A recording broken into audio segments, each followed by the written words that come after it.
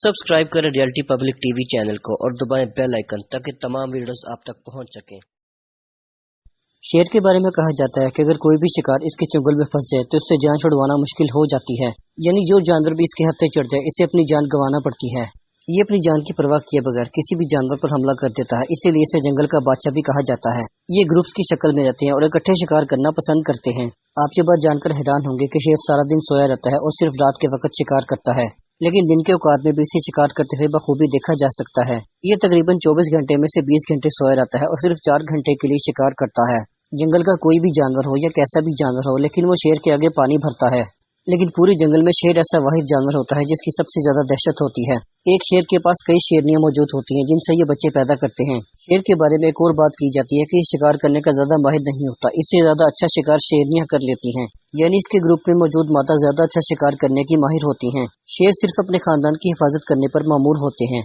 इनकी जिम्मेदारी ये होती है कि ये अपने खानदान की हिफाजत करते हैं और बैरूनी खतरात से निपटने के लिए हर वक्त तैयार रहते हैं। शेर ज्यादा शिकार करने के माहिर नहीं होते, ये सिर्फ लड़ाई करने में माहिर होते हैं।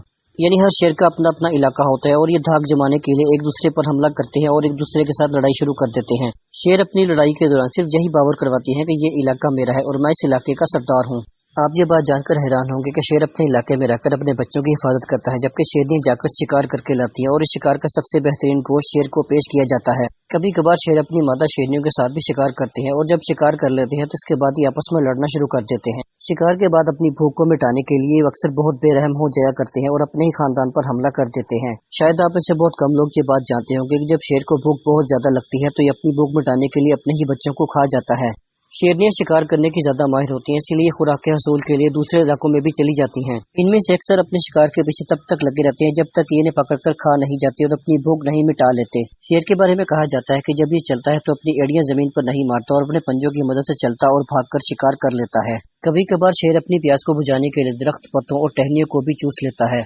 इसके बारे में एक बात और भी हैरानकुन है कि ये घास को भी खा लेता है।